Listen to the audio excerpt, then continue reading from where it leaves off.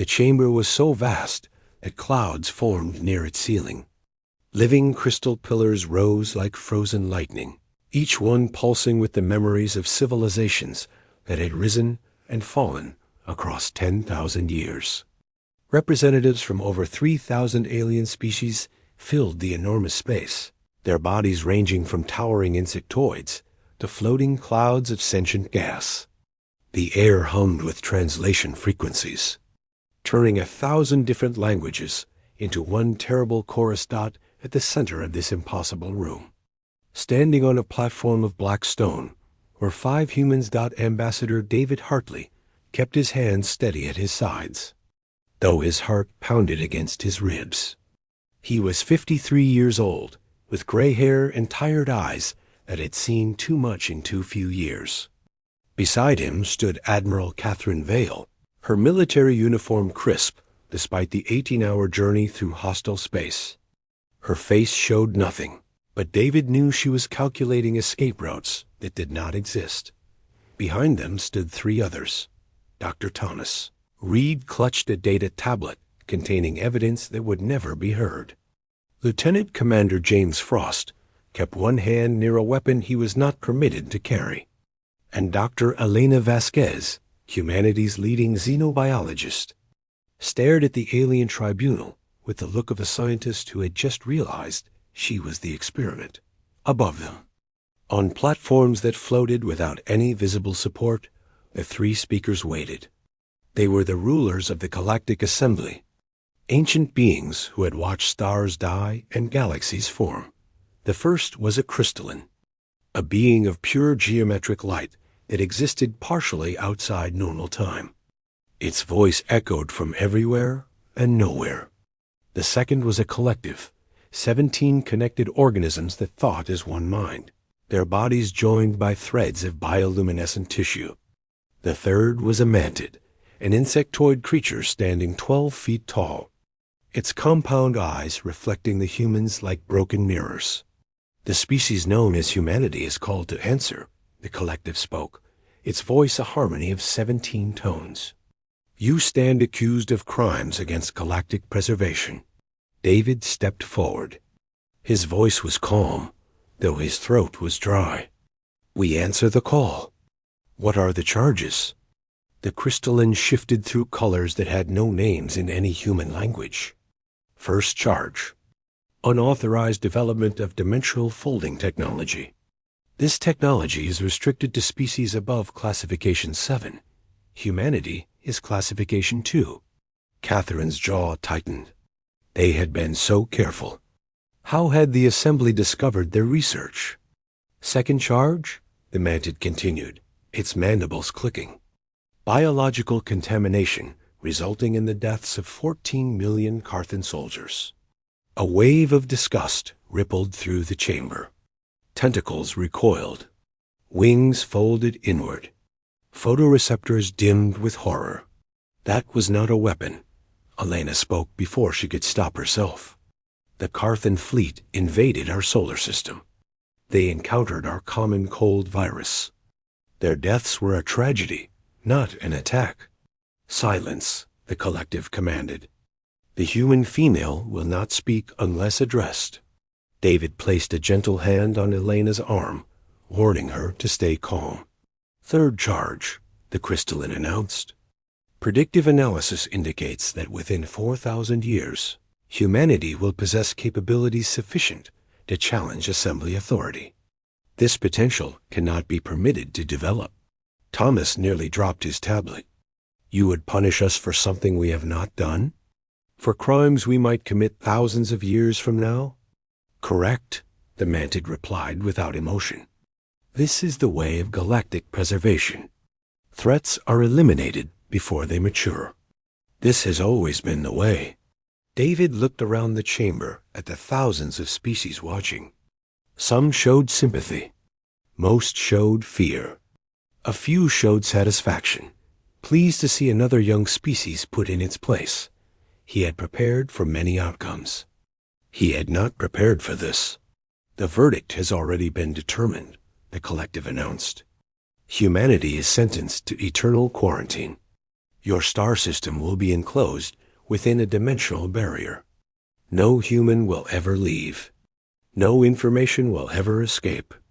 Any attempt to breach the barrier will result in immediate stellar purification. The words hit like physical blows. Stellar purification. They would destroy the sun itself, killing every human in existence. You have 40 standard rotations to recall all off-world humans, the crystalline added, after which the barrier activates permanently. This session is concluded. Guards moved toward the platform, ready to escort the humans away. But David held up one hand. "Wait," he said. The chamber fell silent. The three speakers turned their attention back to the small human who dared to delay them. "You have spoken your verdict," David said slowly. "Now I will speak mine." Murmurs rippled through the assembled species. No one spoke to the three speakers this way. No one. "You believe you have defeated us," David continued. "You believe we will return to our little planet and wait to be forgotten. You are wrong." He looked directly at the crystalline, meeting its impossible gaze without flinching. 20 years ago, when humanity first encountered your assembly, we saw what you truly are. Not guardians of peace, not protectors of civilizations. You are farmers. You cultivate young species, harvest their innovations, and then eliminate them before they can challenge your dominance. The Mantid leaned forward. "You will be silent." "No," David replied. "I will not. Because while you were watching us, we were watching you. And we learned something important." He reached into his pocket. Guards raised weapons. The entire chamber TENSED. David pulled out a small device no larger than his thumb.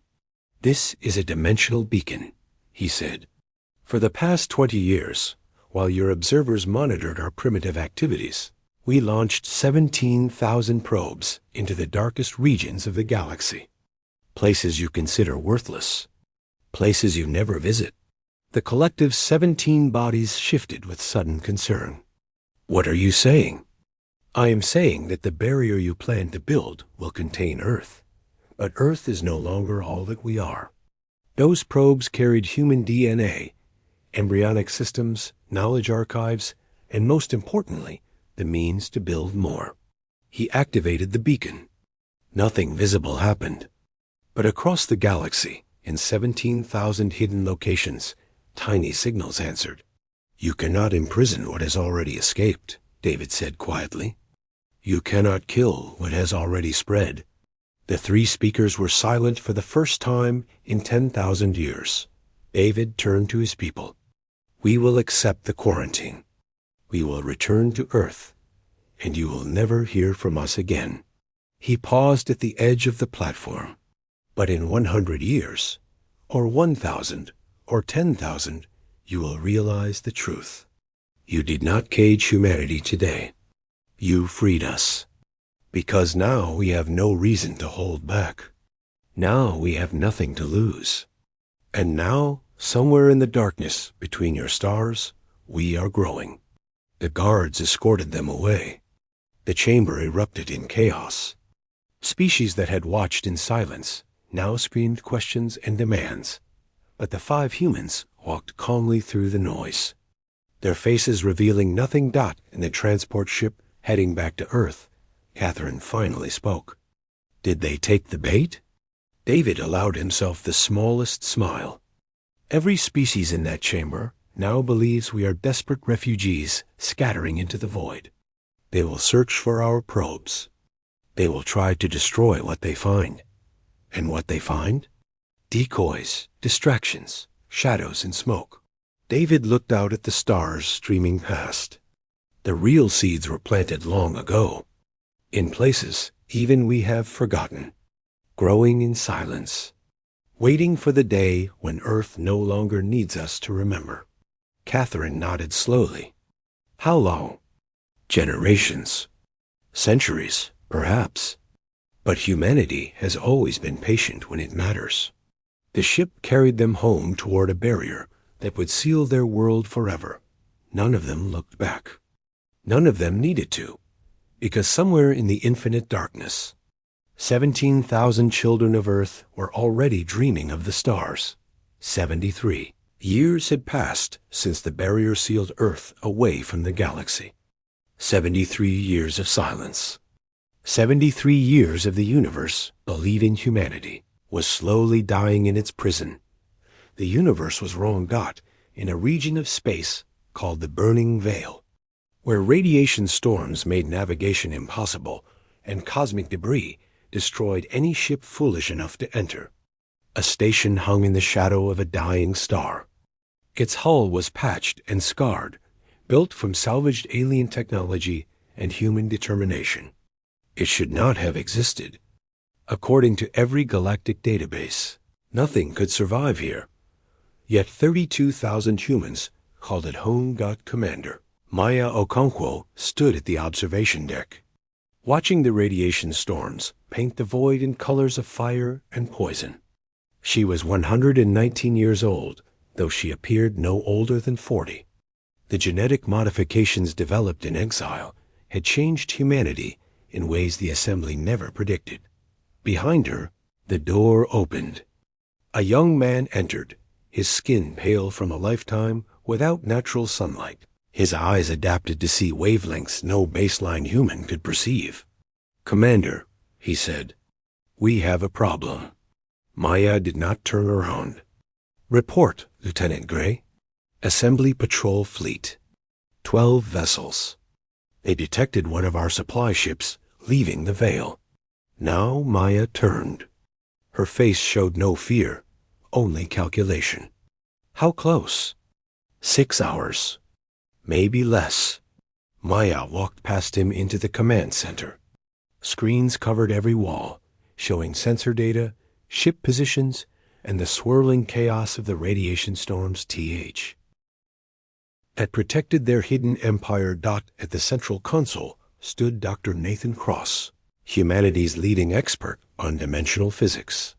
He was already running calculations, his fingers flying across holographic interfaces. "If they find us, it is over," Nathan said without looking up. 32,000 people. Decades of work. Everything we have built. "They will not find us," Maya replied. "Commander, with respect, how can you be certain?" Maya pressed a come button. "Iris, report to command." The response came instantly. "Already here." Maya looked up. A young woman descended from the ceiling, her body wrapped in a suit that seemed to shift between solid and transparent. Iris was 24 years old, born on this station, raised in the void. She had never touched planetary soil or breathed unfiltered air. She was no longer entirely human. The radiation that killed other species had changed Iris. She could perceive dimensional frequencies as colors. She could hear the music of gravity itself. And she possessed an ability that no one fully understood. "Can you do it?" Maya asked. Iris closed her eyes. When she opened them, they glowed with soft blue light. "The station is too large. I have never folded something this size. Can you try?" Iris was silent for a long moment. "If I fail, everyone dies." "Not quickly. We will be scattered across infinite dimensions, each piece of us existing in a different layer of reality forever." Nathan stepped forward. "There must be another option. We can evacuate, disperse into smaller groups." "No time," Lieutenant Gray interrupted. "The patrol is accelerating." 4 hours now. Maya looked at the screens showing 32,000 human life signs, families, children, scientists and soldiers and artists and dreamers. The largest gathering of free humans outside the quarantine barrier. "Iris," she said quietly, "what do you need?" Iris walked to the center of the room. Everyone must be still. Completely still. Any movement during the fold could anchor part of the station in normal space while the rest shifts. The patrol would detect the fragment. They would know we exist. Understood. Maya opened a station-wide channel. All personnel. This is Commander Okonkwo. In 15 minutes, we will execute a dimensional fold. Everyone must remain absolutely motionless until the all-clear signal. This is not a drill. Our survival depends on complete stillness. Acknowledge. Across the station, acknowledgments flooded in. Mothers held their children close. Engineers shut down non-essential systems. Soldiers strapped themselves to walls and floors. In the medical bay, Dr. Amara Patel sedated patients who could not remain still on their own.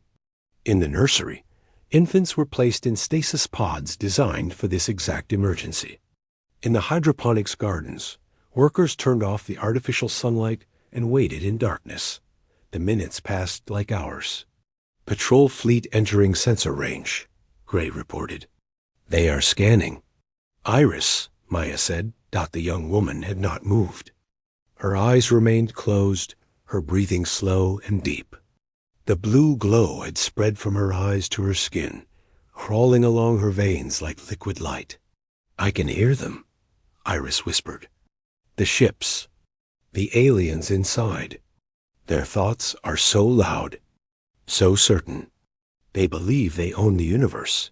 Iris, focus. I am focused. Iris raised her hands. I am more focused than I have ever been, because I can hear something else, something they cannot hear. What? Iris opened her eyes. They blazed with light that seemed to come from another dimension entirely. I can hear Earth, across the barrier, across the void. I can hear 17 billion hearts beating, waiting, hoping. They do not know we exist, but they dream of us. They dream of freedom. She spread her arms wide. I will not let them lose that dream. The station groaned. Metal bent. Reality twisted. Every human aboard felt it, a sensation like falling and flying simultaneously, like existing everywhere and nowhere at once. The assembly patrol fleet arrived at the full fleet, coordinates where their sensors had detected the human vessel. They found nothing. Empty space. Radiation storms. The burning heart of a dying star. Their commander, a mantid named Blade of Final Questions, ordered a thorough scan. His officers searched for 3 hours. They found debris that might have been a ship destroyed by the storms. They found no survivors, no station, no evidence that humans had ever ventured this far from their prison. False positive, Blade of Final Questions declared. Radiation interference corrupted our sensors. Mark this region as uninhabitable and return to patrol routes. The fleet departed. 8 hours later, the station phased back into existence. Iris collapsed immediately, blood streaming from her nose and ears. Medics rushed to her side. Maya knelt beside the young woman who had just saved everyone. Did it work?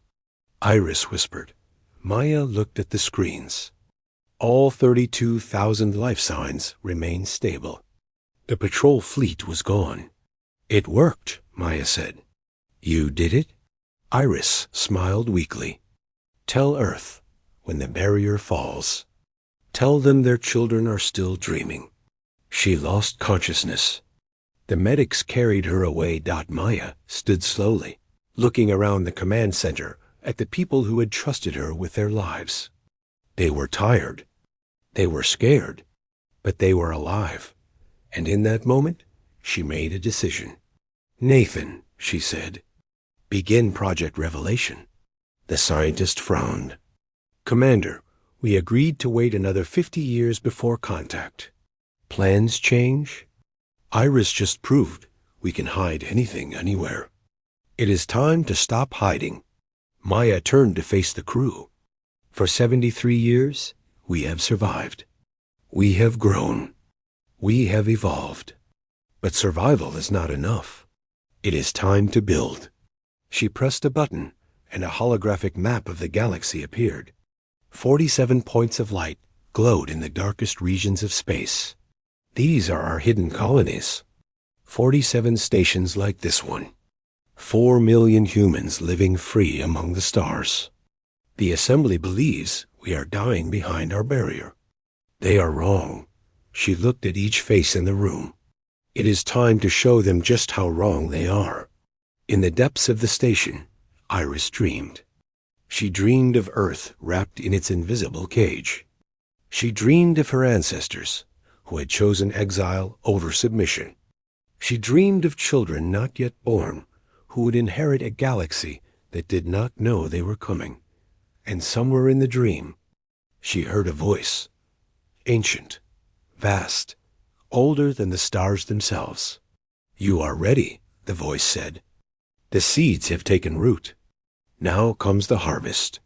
Iris woke with a gasp. She did not know what the voice meant, but she knew, with absolute certainty, that everything was about to change. 89 years after the barrier sealed Earth, the assembly began building a weapon designed to end humanity forever. The purification array was a nightmare made real. A ring of satellites positioned around the quarantine zone, each one capable of generating a specific radiation frequency. When activated, it would flood the entire solar system with energy calibrated to destroy human DNA. Every man, woman, and child on Earth would die within hours. Their bodies would dissolve. Their cities would stand empty. And the galaxy would finally be safe from the species it feared most. But the galaxy did not know that Earth was no longer alone, in a space station hidden in the debris field of a shattered planet. General Isaac Thorne received the intelligence report. He was an old man now, his face lined with decades of fighting a war no one knew existed. Around him sat the commanders of the Silent Fleet, 300 vessels that could strike anywhere and vanish without a trace. How long until the array is operational? Isaac asked. Commander Rose Achebe studied the data on her screen. 14 months. Perhaps less if they accelerate construction. And if we do nothing? 17 billion people die. Earth becomes a graveyard. The assembly celebrates and moves on to the next threat. Isaac closed his eyes. He had spent his entire adult life protecting humanity from enemies they could never openly fight. He had ordered missions that resulted in deaths he would carry forever. But this was different. This was extinction. "We strike the array," he said finally. "Sir, if we attack directly, they will know we survived. Every hidden colony, every shadow operation, everything we have built for 90 years will be exposed. I know." Isaac stood, walking to the viewport. Stars gleamed cold and distant.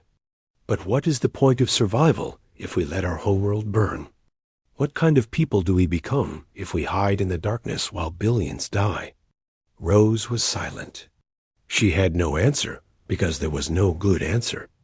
Every option led to loss. Every choice meant sacrifice. "We will not attack directly," Isaac continued. "We will make it look like an accident. The array's power source is a dimensional reactor, unstable by nature. If it fails, the explosion will appear natural. No fingerprints. No evidence. A sabotage mission. Behind enemy lines. Into the most heavily guarded construction site in the galaxy." "Yes." Isaac turned to face her. "I need volunteers who understand they may not come back." Across the table, a woman raised her hand. Her name was Myra Santos, and she was one of the Wraith's human operatives modified to exist between dimensions. Her skin shifted constantly, never quite solid, never quite transparent. Her eyes saw things that existed outside normal reality. "I will go," Myra said. Isaac nodded slowly. "The mission requires a team of 4. You will phase through the facility, locate the reactor core, and destabilize it. You will have approximately 90 seconds to escape before detonation. I understand. Do you?" Isaac's voice was heavy. "Myra, you have served for 8 years. The average wraith lasts 5 before the modifications destroy their minds. You have already given more than anyone should ask. Myra smiled, though it looked more like a grimace. General, I have not touched another human being in 8 years. I cannot eat normal food. I cannot sleep without nightmares of infinite emptiness. Every moment of my existence is pain. She stood, and her body flickered like a candle in wind. But I am still human, still fighting, still believing that someday children will grow up on Earth without fear of the stars. If I can help make that future possible, then my pain means something. 3 other wraiths stepped forward. A man named Victor, whose body had not cast a shadow in 6 years. A woman named Asha, who could hear thoughts across dimensional barriers. And a young operative named Cole, the newest wraith, still learning to control his abilities. We go together, Myra said. Meanwhile, on the other side of the galaxy, another human operative faced a different crisis. Ambassador Nadia Volkov had spent 20 years living among aliens.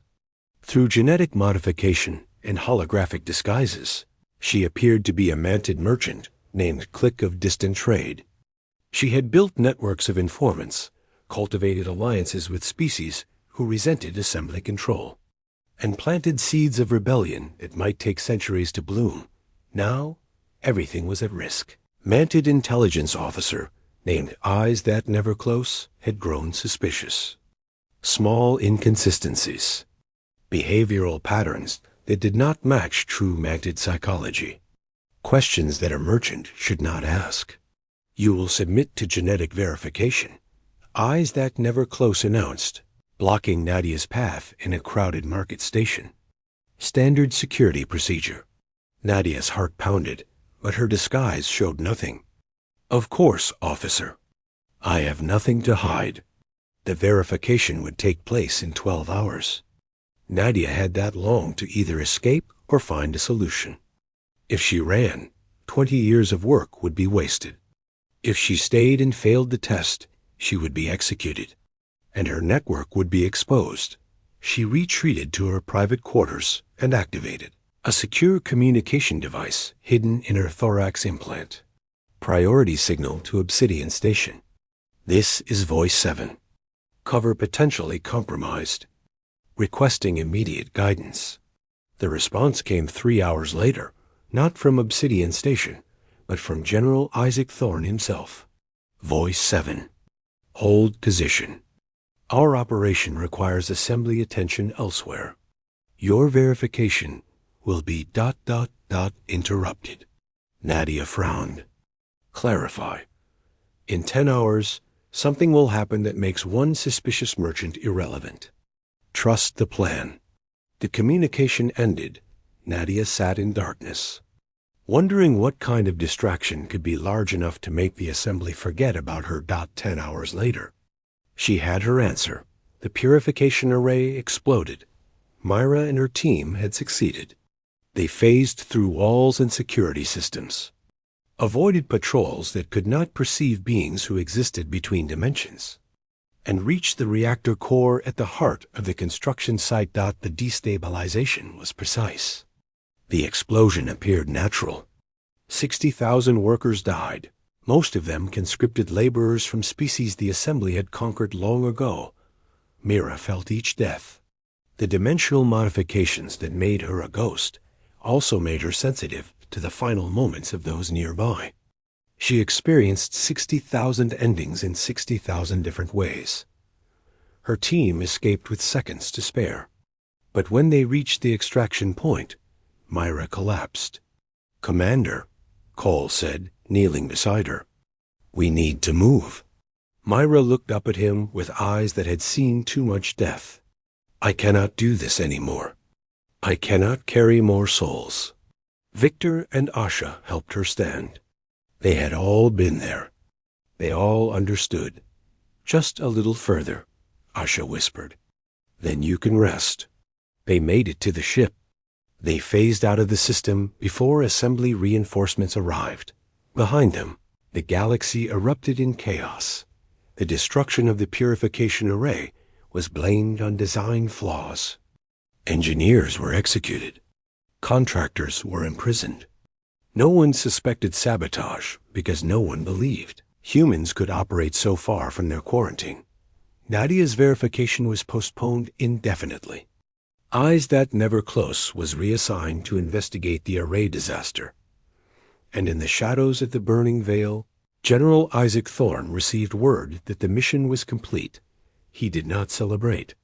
He thought of 60,000 dead workers who had done nothing wrong except serve the wrong masters. He thought of Myra, broken by her service. He thought of Earth, still trapped behind a barrier, still unaware that their children fought and bled and died for them across the stars. "We bought time," Rose said quietly. 14 months became 14 years. Maybe more. Time for what? Isaac asked. Time to get ready. Time to grow stronger. Time to prepare for the day when hiding is no longer enough. Isaac nodded slowly. Then we use it well. Every year. Every month. Every day. He looked at the star map showing humanity's hidden empire. 47 colonies. 4 million free humans. A fleet that could strike anywhere. Because when that day comes, he said, we need to be ready to win. Somewhere in the void between stars, Mirasantis dreamed of a galaxy without wraiths. Without pain. Without hiding Dot. It was a beautiful dream. She hoped she would live to see it become real. 112 years after humanity was sealed away from the stars. The barrier failed. It happened without warning. 17 seconds of silence in the dimensional wall that had imprisoned Earth for over a century. 17 seconds in which the galaxy glimpsed what lay behind the curtain. A collective observation post detected radio signals. Thermal signatures of cities housing billions. The exhaust plumes of spacecraft that should not exist. For 17 seconds, the universe saw the truth. Humanity had not withered and died. They had grown. They had evolved. They had been waiting. The observer transmitted a single message before the barrier stabilized. Humans. They are still alive. They have built. The signal ended there. But it was enough. Within hours, the 3 speakers convened an emergency session. Within days, the largest fleet in galactic history began to mobilize. Within weeks, every hidden human colony received the same warning. They are coming. They know we exist. They are coming to finish what they started. In the command center of Obsidian Station. Commander Maya Okonkwo stared at sensor data that showed 30,000 assembly warships converging on the burning veil. She was 185 years old now, ancient even by the standards of enhanced humans. Her body was failing despite every modification science could provide, but her mind remained sharp, and her will remained unbroken. How did the barrier fail? She demanded. Dr. Nathan Cross, himself gray and weathered by the decades, shook his head. We do not know. It was not natural decay. Someone or something triggered it deliberately. From inside or outside? Inside. From Earth itself. Maya closed her eyes. She had feared this day. A faction on Earth, desperate after 4 generations of imprisonment, had attempted to force the galaxy's hand. They believed revelation would lead to acceptance. They were catastrophically wrong. General Thorne is requesting orders, Lieutenant Gray reported. The young officer had been a child when Maya first met him. Now he commanded entire squadrons. Tell him to hold position. All ships remain hidden until I give the word. Commander, with 30,000 enemy vessels incoming, hiding may not be an option much longer. Maya turned to face the massive display showing the approaching fleet. It was beautiful in a terrible way, like a swarm of predatory insects descending on helpless prey. Except the prey was not helpless. Not anymore. Iris, Maya said. Are you ready? A woman walked through the wall, literally through it, her body shifting between solid and transparent. As she emerged from the dimensional space, she now inhabited more than reality. Iris was 97 years old, but looked younger than Maya had been on the day they first met. "I cannot hide the entire fleet," Iris said. "Not for long enough. Not with that many sensors searching." "I am not asking you to hide us." Iris tilted her head. "Then what?" Maya smiled. It was a tired smile, but beneath the exhaustion was something fierce. "I am asking you to show them. Everything. All at once." Understanding dawned in Iris's strange, glowing eyes. "You want to reveal ourselves. On our terms. The Assembly thinks they are hunting refugees. Scattered survivors desperate to escape. I want them to see what we truly are." Maya activated the command channel. "General Thorne. Admiral Vasquez. All fleet commanders. Prepare for Operation Revelation." The responses came back immediately. Confusion, concern, and then, slowly, understanding. 300 human ships declocked. Simultaneously, they emerged from dimensional hiding places scattered throughout the burning veil. Their hulls scarred by decades of secret warfare. Their weapon systems unlike anything the galaxy had ever seen. They were ugly ships, brutal and asymmetric. Designed for survival rather than elegance, and they formed a single line between the Assembly fleet and Obsidian Station. The Assembly Admiral, a crystalline designated light of absolute authority, opened a communication channel. His voice crackled with barely contained fury. "You dare show yourselves? After a century of deception? After violating every law of galactic order?" General Isaac Thorne appeared on the screen. He was old beyond measure now, his body sustained by machines as much as biology. But his voice was strong. "We dare everything, Admiral. We dared to survive when you condemn. Us to die. We dared to build when you expected us to wither. We dared to dream of freedom when you demanded submission. You are outnumbered 100 to 1. This is not a battle. This is an execution. Then execute us." Isaac's voice was calm, almost peaceful. "Send your fleet. Destroy our ships. Kill every human in this system." He paused, letting the silence stretch, "and then spend the next 10,000 years hunting the rest of us." Light of absolute authority's form flickered with colors that indicated confusion. "What do you mean?" Isaac pressed a command on his console. Across the galaxy, in 47 hidden locations, beacons activated simultaneously. Sensor networks that had monitored the darkness.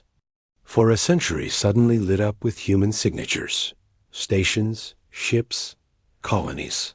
4 million free humans scattered across regions the Assembly considered uninhabitable.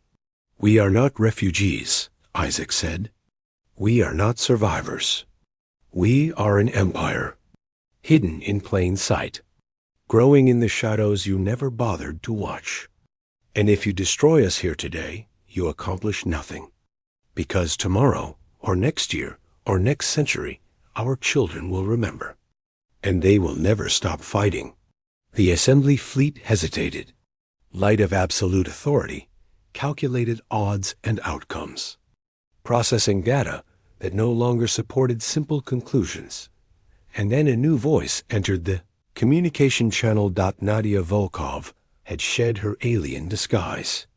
For the first time in 40 years, she appeared as herself, human, defiant, unafraid. Her transmission broadcast across every frequency in the galaxy, every world, every station, every ship. "My name is Nadia Volkov. I am human. I was born on Earth, and for 4 decades I have walked among you wearing the faces of your species. I have learned your languages, your customs, your fears, and your hopes." She paused, letting her words sink in. "The Assembly condemned my people for crimes we never committed. They feared what we might become, so they tried to destroy what we were. But they failed. Not because we are stronger, or smarter, or more numerous. They failed because we refused to accept their verdict. Behind her, images appeared. Human children playing on alien worlds. Human scientists working alongside refugees from a dozen species. Human soldiers defending colonies that housed beings the Assembly had abandoned. We ask nothing from the galaxy except the chance to live. But know this, if the Assembly comes for us, they come for everyone who has ever dreamed of freedom. Today, it is humanity. Tomorrow, it could be you. The transmission ended. For a long moment, nothing happened. The Assembly fleet remained in formation. The human ships held their line. The universe held its breath. Then, at the edge of the Assembly formation, a single crystalline vessel broke away. Its captain, a young being named Facet of New Perspectives, opened a channel. I withdraw from this engagement. I will not participate in genocide. Another ship followed. Then another. Then a dozen more from a dozen different species, not many. Not enough to change the outcome if the Assembly attacked, but enough to send a message. Light of absolute authority watched his fleet fracture, watched certainty crumble into doubt, watched a century of assumptions collapse in minutes. This is not over, the Admiral transmitted to Isaac Thorne. The Assembly will not accept this rebellion. I know, Isaac replied. But today, we stand. And every day we stand is a day closer to the future we are building. The Assembly fleet withdrew. Not defeated, not truly, but hesitant, uncertain, unable to calculate the cost of victory against an enemy that refused to die. In the command center of Obsidian Station, Maya Okonkwo watched the enemy retreat. She was crying, she realized. For the first time in decades, we did it, Nathan whispered beside her. We survived. Survival was never the goal, Maya replied. It was just the beginning. She turned to face the humans gathered around her. Soldiers and scientists, engineers and artists, children who had never known Earth, and elders who remembered the day the barrier fell. Today, the galaxy learned we exist. Tomorrow, they will learn what we are capable of. And someday soon, they will learn that the species they tried to bury became the seed of their liberation. She raised her hand, and 300 ships answered with a salute of light. The war for the galaxy had begun, and humanity, for the first time in 112 years, faced the stars as equals. 127 years after the barrier sealed Earth away from the stars. It fell forever. No one knew exactly why. Some said it was Iris, whose dimensional abilities had grown beyond any prediction, finally finding the frequency that unlocked the cage. Others said it was sabotage, a century of careful work finally bearing fruit. A few whispered that the barrier was never meant to last, that whoever built the laws of physics wanted them, eventually broken, but the cause mattered less than the result. Earth was free. The first ship to cross the boundary carried Maya Okonkwo home. She had been 7 years old when she left, a frightened child evacuated in the final days before imprisonment. She was 200 years old when she returned, carried on a stretcher because her body could no longer support itself. But she was alive, and she was home. 15 years had passed since the standoff at the Burning Veil. 15 years of slow, grinding conflict. The Assembly had never launched the total war Light of Absolute Authority had threatened. They could not afford to, because every species they had conquered watched the confrontation. Every world they had subjugated saw humans stand against impossible odds and survive. Rebellion spread like fire across dry grass. The Manted Collective fractured into 17 factions. The crystalline hierarchy experienced schisms not seen in 10,000 years. The collective began questioning the very nature of unified consciousness. Species that had obeyed without question for millennia suddenly remembered what it meant to choose. And through it all, humanity grew. The Human Alliance now included 89 species. Some had joined willingly, drawn by the promise of freedom. Others had been liberated from assembly prisons, their gratitude expressed through loyalty. A few were former enemies who realized that the old order was dying and wanted to be part of whatever came next. General Isaac Thorne did not live to see the barrier fall. He died peacefully in his sleep 6 years before, surrounded by soldiers who called him father. His last words were simple: "Tell Earth we never forgot them. Tell them their children are coming home." Commander Rose Ashabe led the Liberation Fleet. She had spent 3 decades preparing for this moment, and when it came, she wept openly on the bridge of her flagship. Around her, humans and aliens alike joined the tears.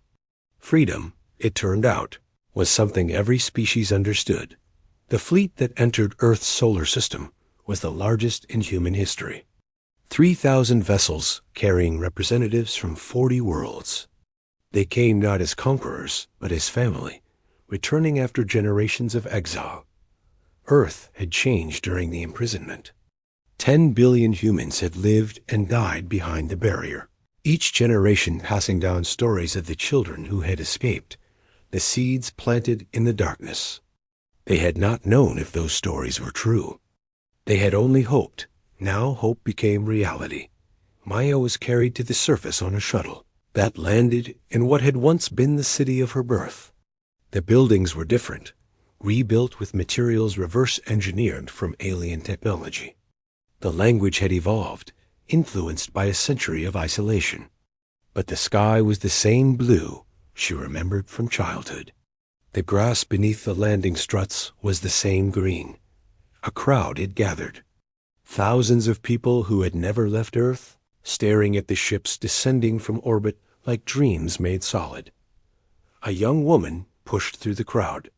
She was perhaps 20 years old, with dark skin and bright eyes that reminded Maya of someone she had known long ago. "Are you really her?" the young woman asked. "Commander Okonkwo? The one who led the colonies?" Maya managed a weak smile. "I am what remains of her. My grandmother told me stories. She said you were the last person she saw before the barrier closed. She said you promised to come back." Maya's breath caught. "Your grandmother. What was her name?" "Hope. Her name was Hope Okonkwo. She was your sister." Tears streamed down Maya's ancient face. Her sister had been 5 years old on the day of separation. Maya had promised to return. She had carried that promise for 200 years. "I kept my word," Maya whispered. "It took longer than I expected, but I kept my word." The young woman knelt beside her stretcher. "She knew you would. She told us every day until she died. She said the stars could not hold you forever." Maya reached out and touched her great-niece's face. The connection between past and future, between exile and homecoming, between promise and fulfillment. "No," Maya agreed. "They could not." Across the planet, similar reunions occurred. Families separated by a century finally embraced. Stories were shared, histories compared, tears shed for those who had not lived to see this day. But the work was not finished. 1 month after the barrier fell, the great chamber of the Galactic Assembly convened for what would be its final session. The Triumvirate of Judgment still occupied their floating platforms, though their authority had crumbled to dust. Around them, representatives of 1,000 species waited in uncomfortable silence. The humans arrived not as prisoners, but as equals. Nadia Volkov led the delegation. Beside her walked Iris, whose body now existed more in dimensional space than physical reality. Behind them came representatives of the Human Alliance, aliens who had chosen freedom over fear. Nadia climbed to the central platform, the same platform where David Hartley had stood 127 years before. You tried to bury us, she said, her voice reaching every corner of the chamber. You declared us a danger, a disease, a threat to your order. You locked us away and prepared to forget we existed. She looked around at the assembled species, many of whom could not meet her gaze. You are right to fear us, not because we are weapons, not because our biology is dangerous. You are right to fear us because we do not accept limits. We do not surrender to destiny. We do not bow to power simply because it is powerful. She gestured to Iris, who stepped forward. But you were also wrong. We did not come here for revenge. We did not spend a century building an empire to destroy yours. We built it because we had no choice. Because survival demanded it. Because our children deserved a future. Iris raised her hands, and the chamber transformed. Holographic images filled the air. Human colonies on impossible worlds. Alliance species working together. Children of a dozen races playing in gardens that existed between dimensions. This is what we built in the darkness, Nadia continued. Not weapons, not armies. A future. A place where every species can thrive. Where freedom is not a gift given by the powerful, but a right claimed by the living. She extended her hand toward the nearest crystalline representative. Today, we offer you a choice. You can cling to the old order, fight a war you cannot win, and watch everything you built crumble. Or you can join us, not as rulers, not as subjects, as partners, as equals, as citizens of a galaxy that finally lives up to its potential. The silence stretched for an eternity. Then the crystalline moved. Its geometric form shifted through colors of uncertainty before finally settling on something new. Something that might have been Hope.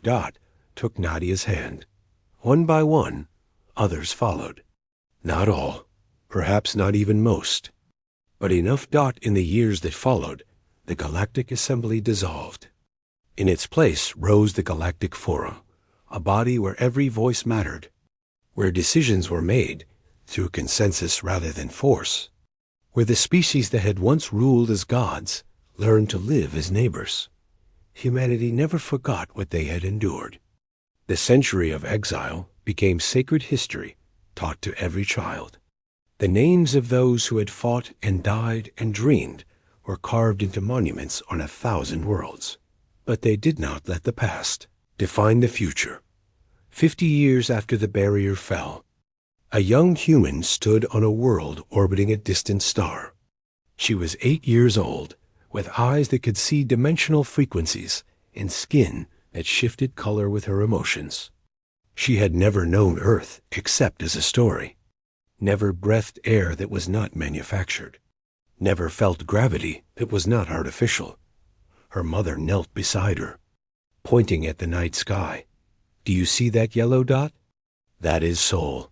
That is where we came from. The child squinted. It is so small. Yes, but everything we are began there. Every colony, every ship, every dream we have ever dreamed started with one small world around one small star. Will I ever go there? Her mother smiled. You can go anywhere. That is what it means to be human. We do not accept limits. We do not surrender to destiny. We reach for the stars, and when they try to push us away, we reach harder. The child nodded slowly, processing this information with the seriousness only a child can muster. Mother? Yes. Someday, I want to find a new star. One nobody has ever visited. And I want to build something beautiful there. Her mother pulled her close. Then you will. That is the gift your ancestors gave you. Not a planet. Not a species. A future without boundaries. Above them, the stars burned cold and distant. But they did not seem so far anymore. They seemed like possibilities, like invitations, like home. Because that, in the end, was humanity's greatest gift. Not strength or intelligence or technology. Something simpler.